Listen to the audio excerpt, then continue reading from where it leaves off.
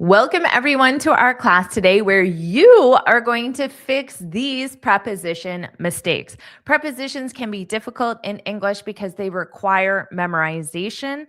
There aren't rules, logical rules. You just have to memorize what verbs go with what prepositions. And I see a lot of common mistakes, but these mistakes are noticeable to native speakers. So let's fix that. Remember, each sentence that I show you is going to have a mistake, and you need to fix these preposition mistakes. So here's something I hear many days, almost every day from my students. We need to discuss about the new strategy. So there's a mistake here. What's the mistake? Let's see if you can put it in the comments. And yes, those are right here. These are great examples of common prepositions. These are prepositions of time or place. And I see a lot of mistakes with these as well.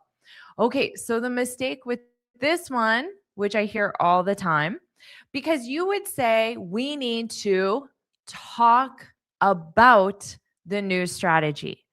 We need to talk about the new strategy. Now, discuss has the same meaning as talk about.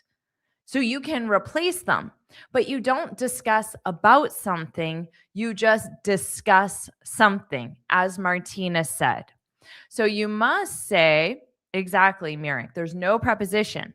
So the common mistake here is adding a preposition when one isn't required. So remember, we need to discuss the new strategy, but we need to talk about the new strategy. So you just have to practice these. So whatever ones that are new to you, take a screenshot or write it down and practice these because your brain needs a lot of repetition to permanently remember them.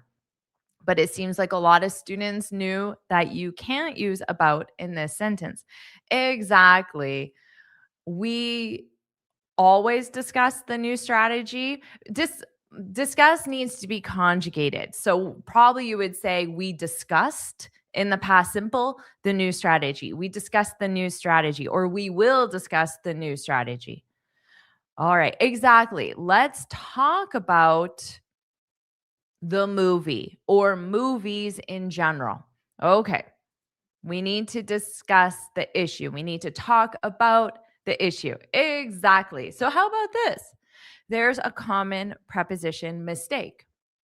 Do you know what it is? Now, just like you saw before, maybe the mistake is using a preposition when one isn't required. Maybe it's not using a preposition when it's required, or maybe it's the wrong preposition.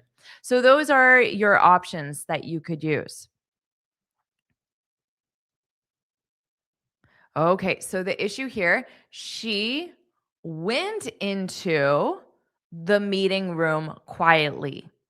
So to go into means the same as enter. So exactly, you don't need a preposition. No preposition. She entered the meeting room quietly. Exactly. Omit into. Woohoo. She entered the meeting room quietly. Exactly. Okay. So remember, you go into a location, which means enter, because you can't just say she went the meeting room quietly. If you said that, it would be incorrect because you do need the preposition into. But go into, those two words mean enter, one word. Just like talk about means discuss. Okay, so again, if this was an issue for you, take a screenshot or write it down. If it's not an issue, you got it correct and you instantly knew, there's no need to practice what you already know. So focus on practicing the areas of weakness. Now, why no into? I don't know. You'll have to ask whoever created English vocabulary and English grammar rules, which was not me. I teach it. So that's the thing about prepositions. There is no logical rule. So I can't tell you, oh, it's because of verb of movement. That's not the case. It's simply memorization. So there is no rule or rationale. It's memorization. How about this? Oh, well, this is the correct answer. She entered the meeting room quietly. I'd like to order for a coffee. So remember, you need to fix the preposition mistake. Well, English is a mess. I think if you analyze any language in the world, I'm sure you will find the same things in any language. So I don't know if it's helpful to think of it as a mess. Just remember that there are rules and there are exceptions and then there are guidelines and then there's just memorization. So prepositions you just need to memorize. Okay, I like to order for a coffee. What's the issue here? Without for. Exactly. So you don't want for in this case. So you don't need, instead of saying no need, say don't need. You don't need. Because imagine it's in a sentence. You no need. That isn't grammatical. So don't need is the short form of you don't need. Or like you could say without for, omit for, or simply no for. Those are options that you can use.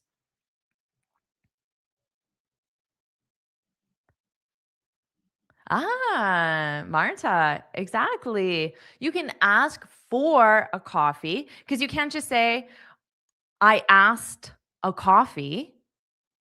I asked for a coffee because you ask someone for something. So if I say, I asked a coffee, it sounds like I I looked at a cup of coffee, which obviously this is not, and I said, I would like, and this is the person I'm asking, coffee. So that doesn't make sense unless someone's name is coffee. So you would say, I asked the barista for a coffee. Okay. I'd like to order a cup of coffee. Exactly. Exactly. So no for in this case. I asked him for a coffee. Exactly, exactly. Very nicely done.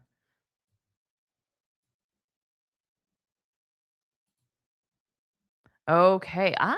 For sure. See, exactly. So there are many verbs that require for.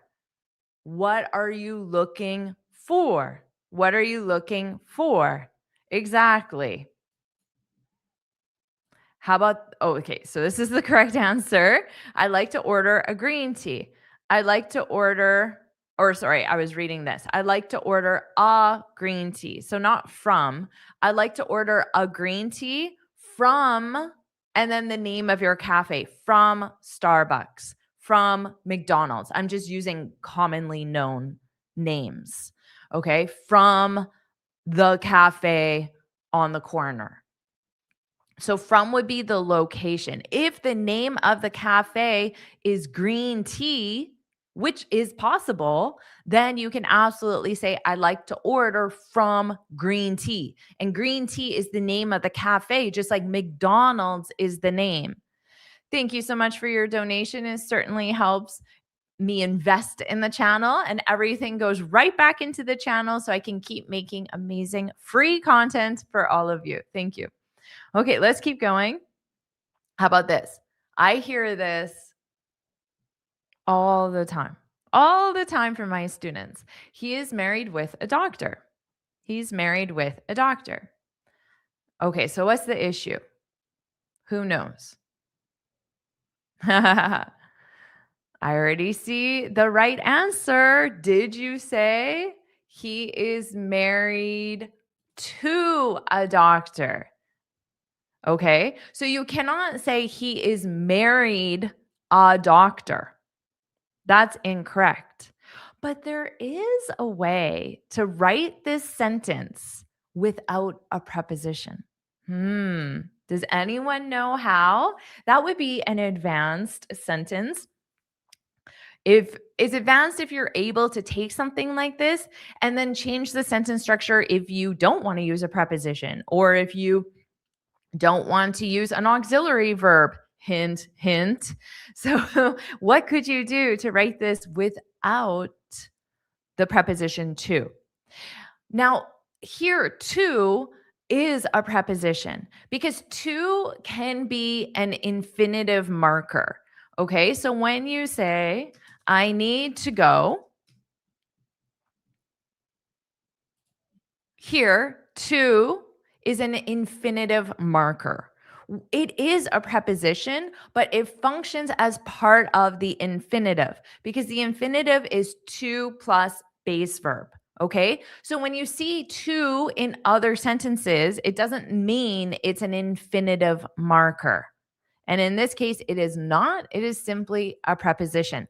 Oh, I see the right answer. He married a doctor.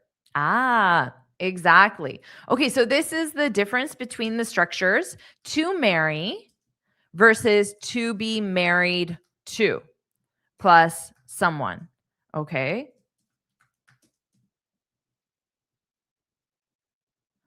So these are the two structures. Sorry, they didn't put it on separate lines. So the first structure is to marry plus someone. And then the second structure is to be married to plus someone. So notice in the second structure, which we see on the screen, your auxiliary verb is be. He was married to a doctor. Oh, what does that mean? He was married to a doctor. It means he no longer is married to a doctor. So it's either because the doctor died or they got divorced. So those are the two options, but you can absolutely use it in the past simple. He married a doctor. Exactly. Okay. Awesome. So this is a good one. Can I say I'm divorced from a doctor? Yes. Yes, you can. I'm divorced and you divorce from someone.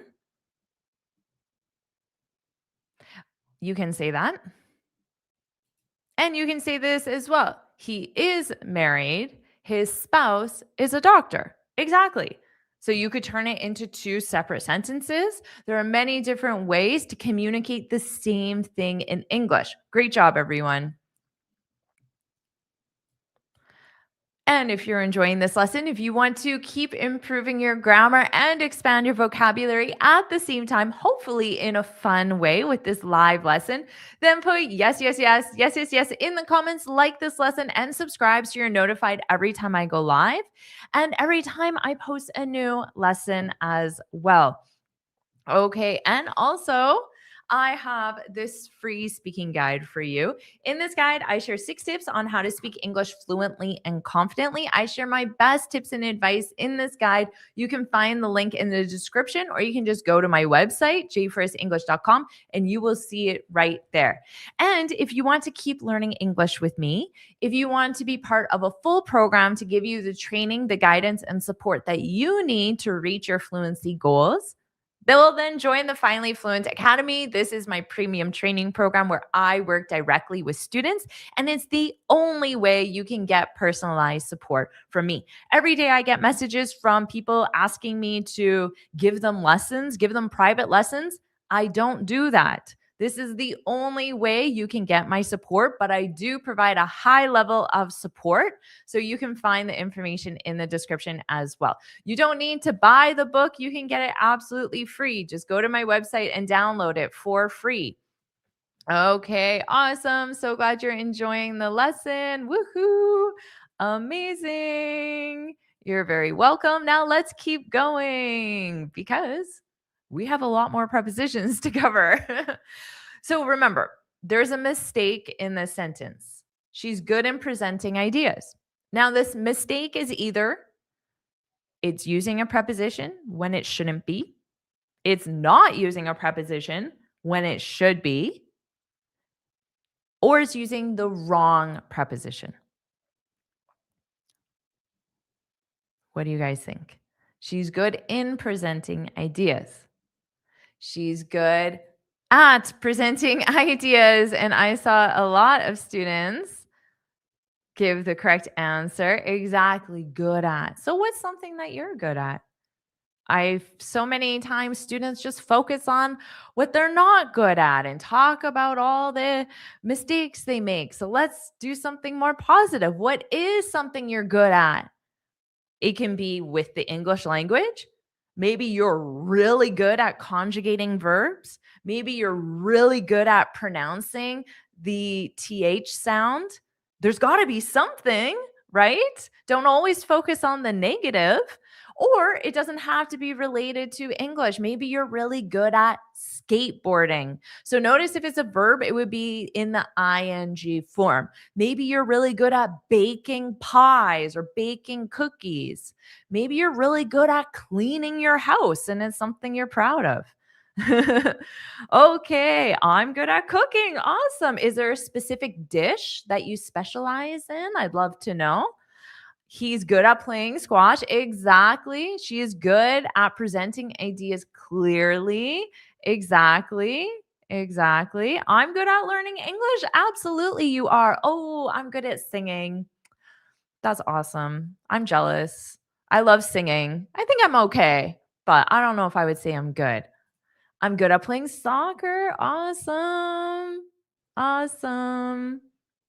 Exactly. Great job, Manuel. Of course, after preposition, always ing. Thank you for the reminder. Very nice. Very nice. I'm not good at swimming. Neither am I. He is skilled at baking. So, at is a preposition. So, you can use skilled instead of good, but you need the ing. I'm good at drawing. Amazing. I'm good at stitching clothes. That's a great quality for sure. Ooh, I'm good at cooking dumplings and spring rolls. I'd love to come over for some dumplings and spring rolls. Okay, everyone. Oh, thank you. You're good at teaching English. I do think I am because I put a lot of effort into improving this skill because it is, of course, a skill. I think I'm good at painting. Awesome. I love this. Keep it going, everyone. We need more positivity. Okay. Let's keep going. The meeting is in Tuesday. In the meantime, when is the next class? So I go live every week at this same time. So same day, same time. We started 20 minutes ago. I don't know what the local time zone is for you, but 20 minutes ago, it's Tuesday for me. Maybe it's a different day of the week for you. Okay. The meeting is not in Tuesday. The meeting is on Tuesday. Exactly. And many students got that. But let's say I wanted to use in. Okay. Because the other option to make this sentence correct, which I did not ask you to do, I asked you to fix the preposition, which you did. But another option is potentially to change other aspects of the sentence to make it correct. That isn't always the case. But in this case, because in is connected to a preposition of time, it's not connected to the verb meeting. Okay. So in this case, if we change the time reference, there is a time reference that uses in. So Tuesday doesn't work. It has to be on Tuesday. But what could we do? The meeting is in April. Exactly. Which is tomorrow. Very nice. The meeting is in April. The meeting is in 10 minutes. Exactly. Exactly. Awesome job. The meeting's in April. Absolutely. You got it. The meeting is in the coming month. Yeah, maybe I would say the meeting is in 1 month, in 2 months. The meeting is in 2 weeks, in 2 days. So you can use days, weeks, months, years, minutes, hours, in 5 minutes, in 10 minutes. And then you can use a month, in April.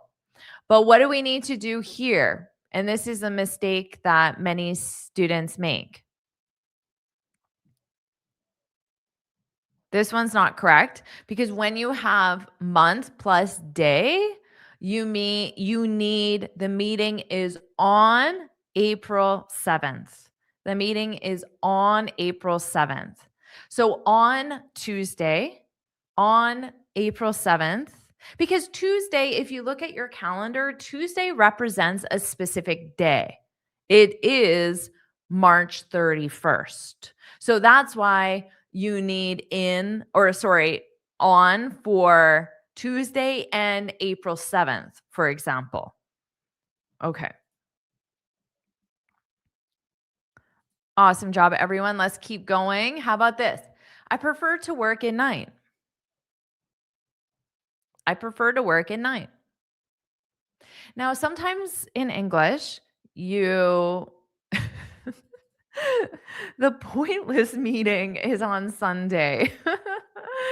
How do you really feel about this? Okay, I prefer to work in night. Now, sometimes there seems to be a pattern and then there's an exception. And my smart students got it. I prefer to work at night. I prefer to work at night. At night. Excellent job, everyone. At. You got it. You got it. At night. Okay. Now, what if I wanted to use in, but not night? What could I say? There are 3 options, but night is an exception. Anyone know what those 3 options are? In the morning, in the afternoon, in the evening, at night. Yes.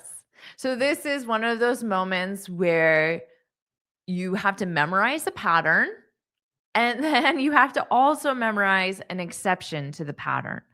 And also notice it's the morning, but it's not at the night, okay? So you need an article, the, with the first 3. In the morning, afternoon, evening, at night. So you can turn it into a little song in your head, a rhyme. You can find some way to memorize it in the morning, in the afternoon, in the evening, at night. Okay, find some little rhyme or some way to memorize that. Awesome job, everyone. Let's keep going. She got on the car quickly. And you're right. At noon. At noon. Yes. That's perfect. At noon, at night, at 10 a.m. Because noon represents 12 p.m. Okay.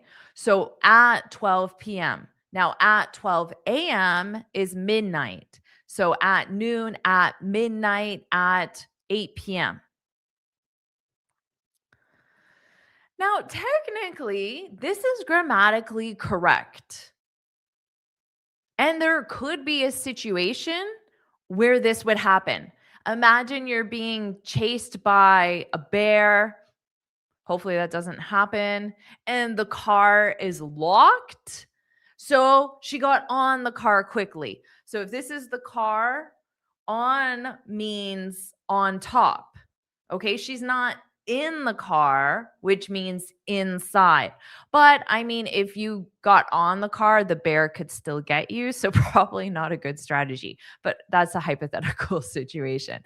But in the car, she got in the car quickly. So in means enter. She got in the car. So you would say get in, get in. Now the opposite of in is of course out. Get in. But just remember on is grammatically correct. Maybe a more realistic example. She got on the car to gaze at the stars because if you're on a vehicle, you're higher up. I don't know. That could be a reason why you would be on a car, not in a car, on a car, on the roof. All right. How about this? It depends of your priorities. It depends of your priorities.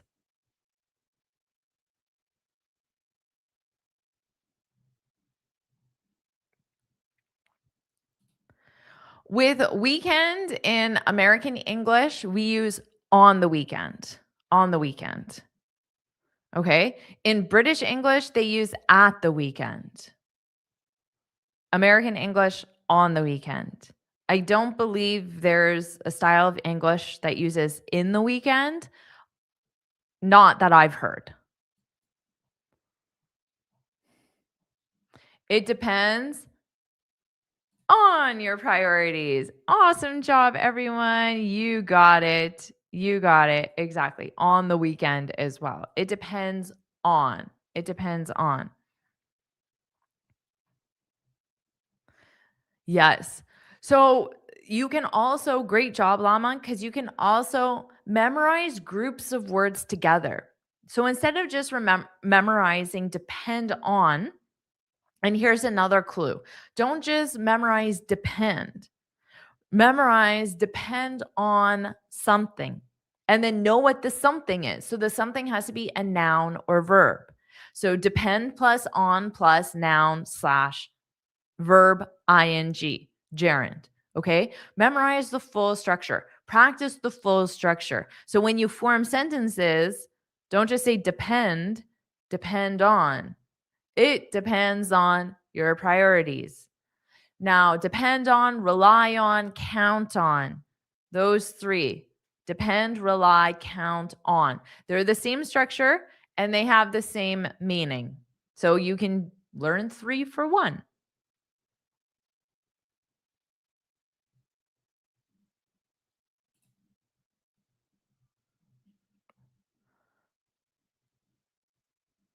Yeah, this is a better example. The cat is on the car. That's a great example. My cat jumps on the car all the time, and there's little kitty paw prints on my windshield all the time. Yes, cat is on the car.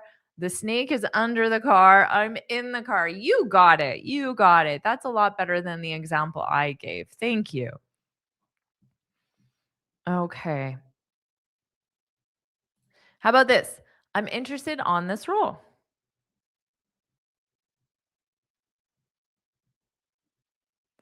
Yeah, exactly, Ibrahim. I think you mean the chunk. Chunk. Chunk is a group of words rather than just one. Junk is something unwanted. Like, oh, this shirt is junk. I'm going to throw it out. Or there's so much junk in the closet. Unwanted stuff. Probably just a typo though.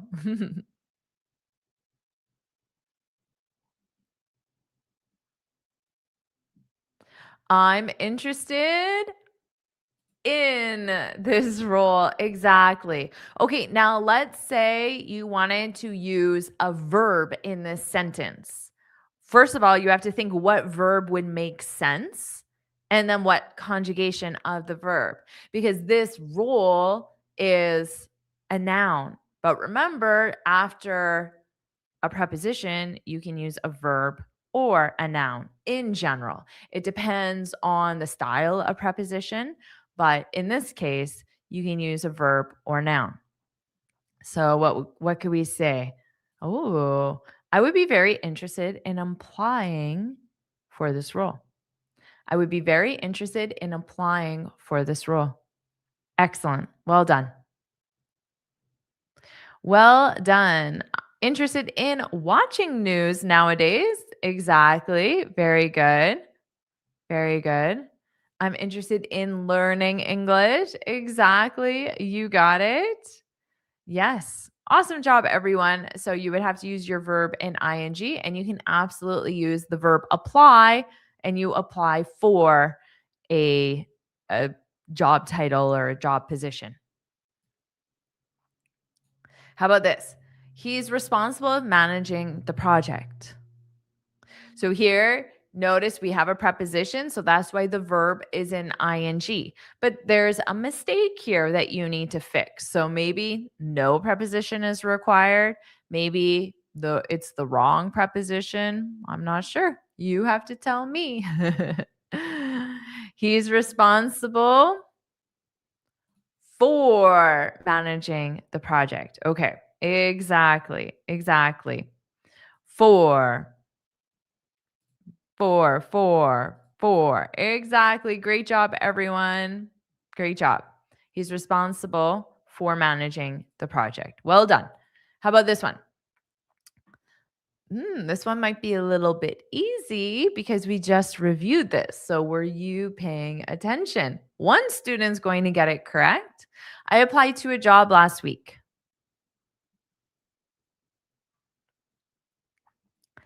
I applied for a job last week. Exactly, because you apply for a position.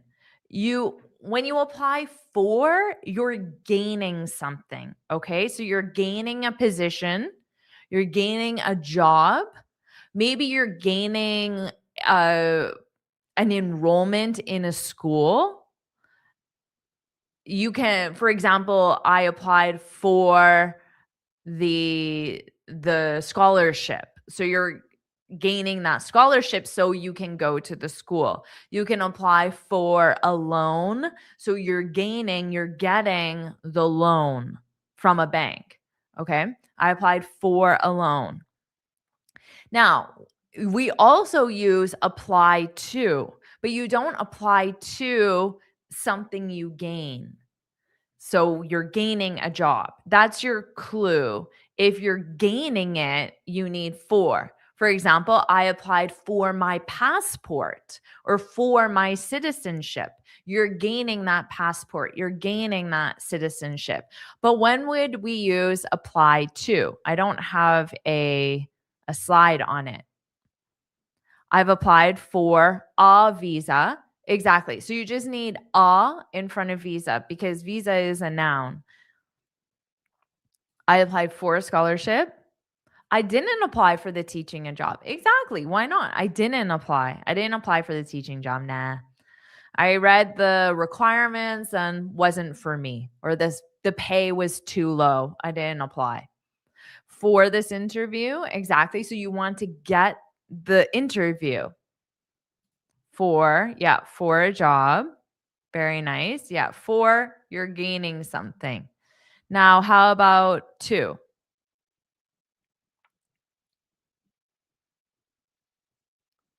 Oh, this is a good one for a role in a movie. Exactly. So this is what actors do.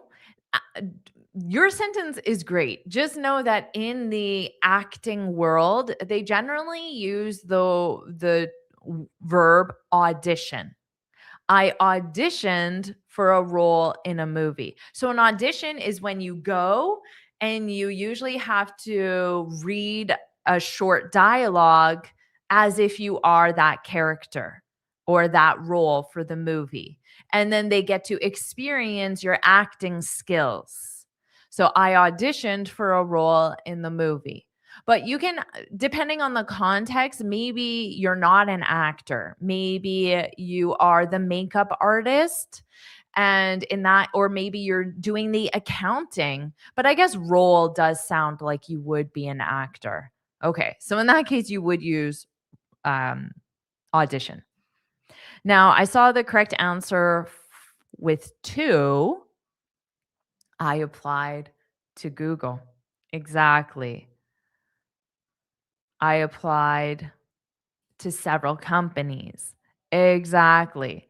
So you apply to then whatever the institution is. Okay. But you're not receiving several companies.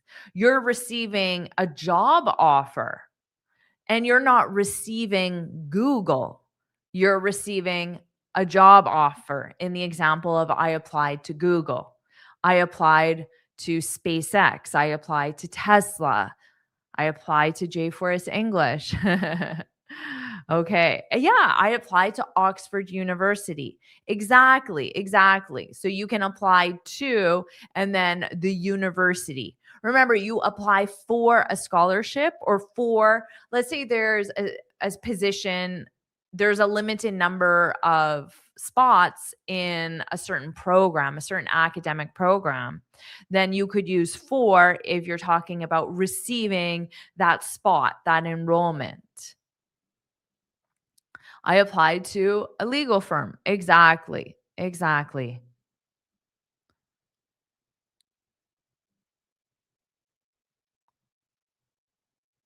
All right, everyone. It seems like you got it. You got the difference. Just remember for you're receiving something. So, are you receiving Oxford University? No, you're receiving a, a position or a spot, but you're not receiving the actual university. You're not receiving Microsoft. You're not receiving Google. So, that's why you need two. Great job, everyone. Let's keep going. How about this? Can you explain me this report? Hmm. This may sound normal to you because I hear this one every single day. This is a hard one because I hear it so often.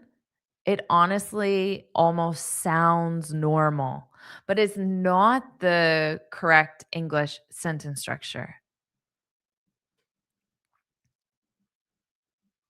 Yeah. Can you explain this report to me? Can you explain this report to me? It would sound, can you explain to me this report? It sounds less natural than can you explain something to me? Can you explain this report to me? We do use can you explain to me? We use it more so when it's a longer clause, usually starting with a WH word. For example, can you explain to me why you're late for the third time this week? So maybe I might do it with a little bit of annoyance, but it doesn't have to be angry. I just chose that one. So, can you explain to me how we should handle the difficult client?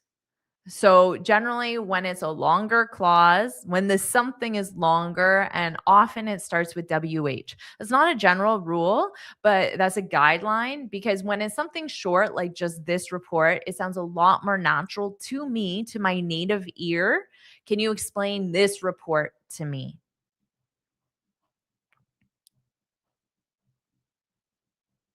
Okay, so you explain something to someone. Now it isn't always required to use the to someone. So I might just look at you and like with a confused look and say, "Can you explain this chart? Can you explain this report? Can you explain this requirement?" Now, it may be obvious that is to me, so I don't it isn't required to use to me.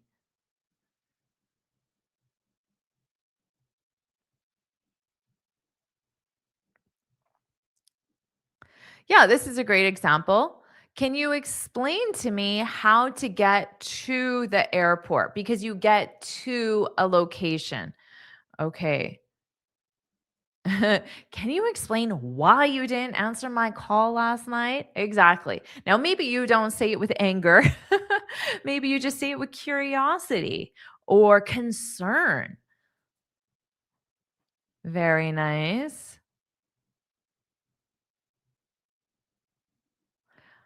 Okay. Awesome, everyone. Exactly. And when you use just this, so when this replaces the entire noun, it must come in this position. So you cannot say, "Can you explain to me this?" That doesn't sound right at all. So, "Can you explain this to me?" So I might just point at it. "Can you explain this to me?" And then the person knows what I'm talking about, whatever I am pointing at. Can you explain how to get downtown? Exactly. So there's no need to include to me or to us if it's not required. If it's clear, there's no need to include it. It's optional. Awesome, everyone.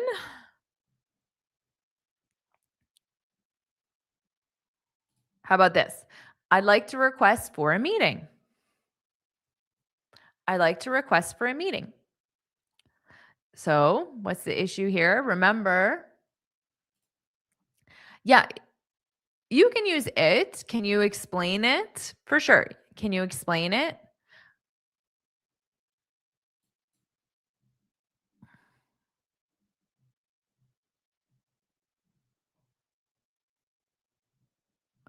Okay. I'd like to request for a meeting. What's the issue? I'd like to request a meeting. So in this case, no preposition is required. So the sentence structure that you need to memorize, remember, don't just memorize request, memorize request something. Request something. I'd like to request a meeting.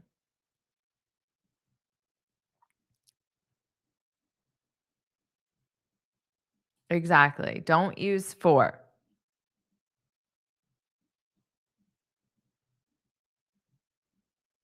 Yeah, and you can request something, and that something can be a clause.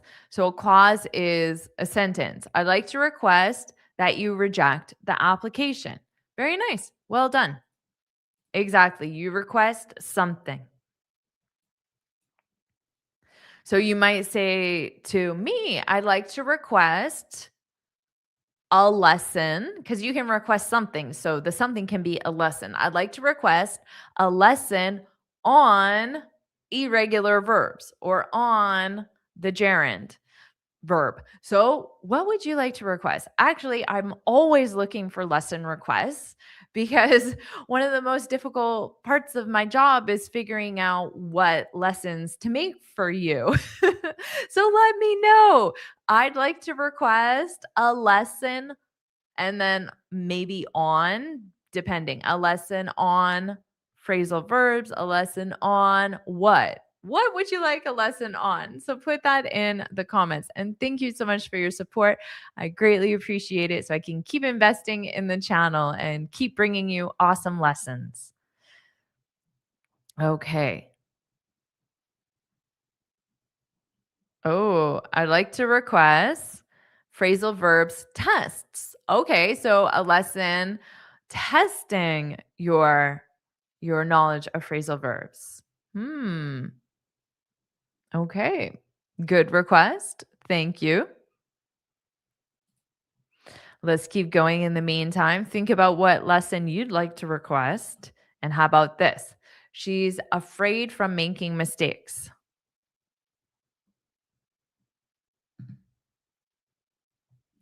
Ooh, I'd like to request slang language. Ooh, I do have a couple videos on my website already. So or on my website, I mean on YouTube. So if you go to YouTube and then you click on my icon, so it will take you to my channel homepage. There's a search bar. So just put in the search slang slang, and then you'll see a lesson. But I'm happy to also consider making another lesson for you.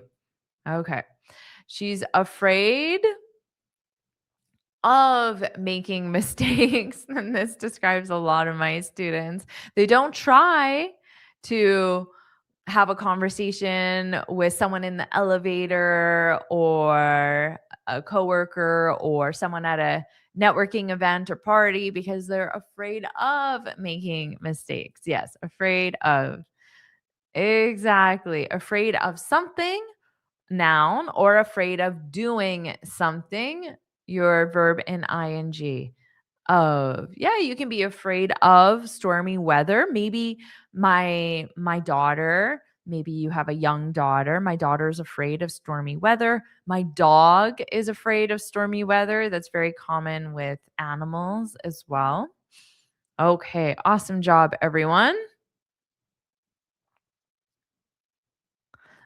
She's afraid of her grandma because her grandma always forces her to eat cookies. Very creative. I like it. Okay. Oh, someone asked for a lesson on how to write essays in an easy way. Awesome. Great request. Thank you. Awesome, everyone. Oh, I'm afraid of mosquitoes. Oh no, that's not good because they're everywhere, depending where you live. Okay, how about this? He's capable to lead the team. He's capable to lead the team.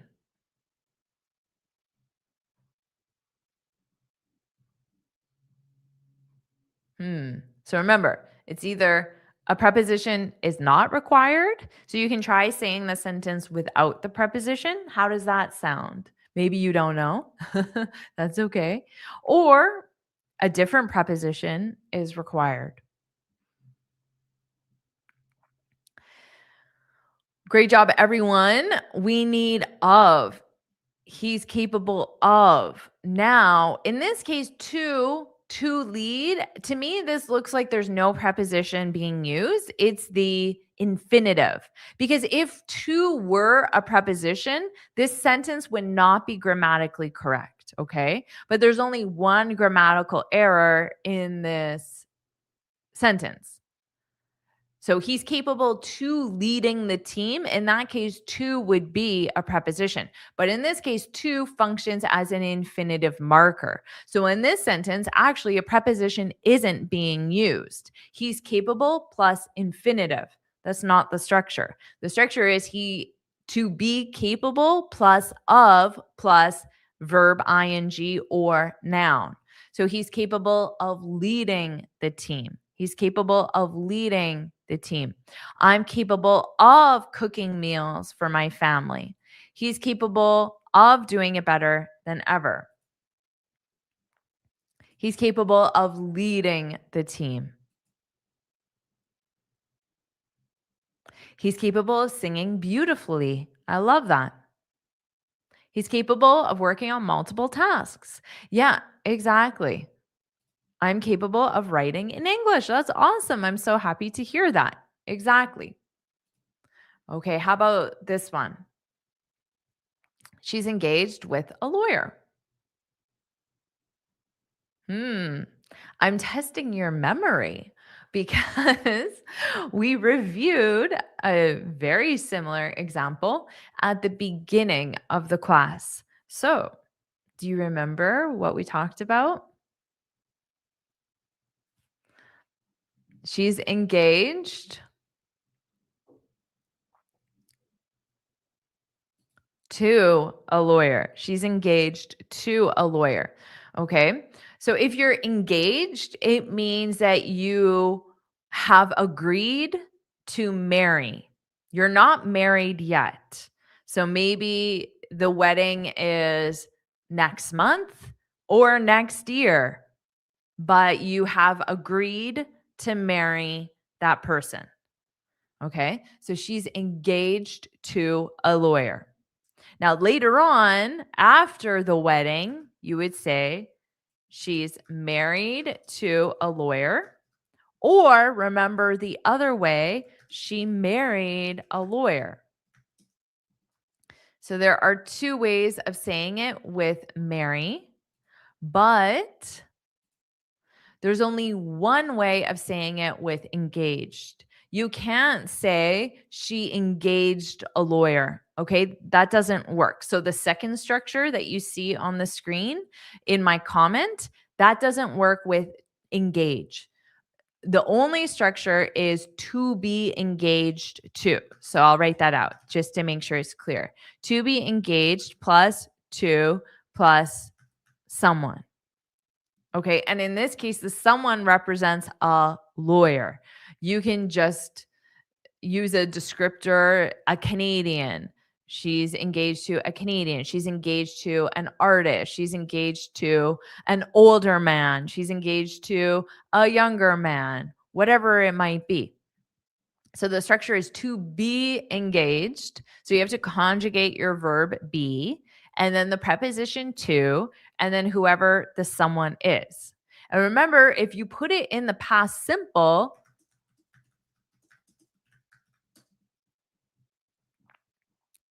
what does this mean? She was engaged to a lawyer.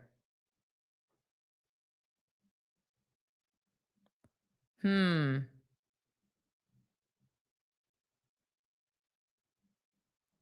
What does this mean? She was engaged to a lawyer. How does this change the meaning of the sentence between she is engaged to a lawyer, she was engaged to a lawyer? Yeah, it's just the past simple. So if I say I worked at the bank, so worked is in the past simple. But in my example, was is in the past simple. Engaged is always in the ed form. So engaged functions as an adjective in this sentence. The verb is to be. So if I say I worked at the bank, it means not now. It rained yesterday. It means not now. So she was engaged to a lawyer. It means not now. So she took off the ring and she said, I don't want to marry you. Or he said to her, give me my ring back. I don't want to marry you. Or he died. Those would be the options. Okay. Not divorced because they weren't married. You can only get divorced if you are legally married. But if you're engaged, you're not legally married. You just said to someone, I will marry you, but the marriage hasn't happened yet. Okay. Now she is not engaged to a lawyer. Exactly. Yeah, you would just say they broke up. So if you are not married, we don't use the term divorce. You only divorce if you're legally married. Okay? Legally married. That's the definition of the term. Because a divorce is a legal process. There is nothing to legally do if you are engaged or if you are simply in a relationship. There is no legal process required in North America. Okay. So you would just say they broke up. They broke up. She was engaged to a lawyer, but they broke up, which means she's no longer with that lawyer.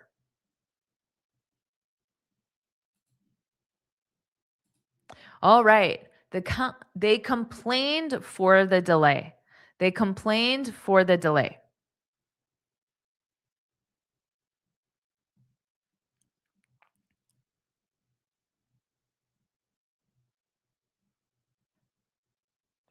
They complained for the delay. So remember, there is a mistake here.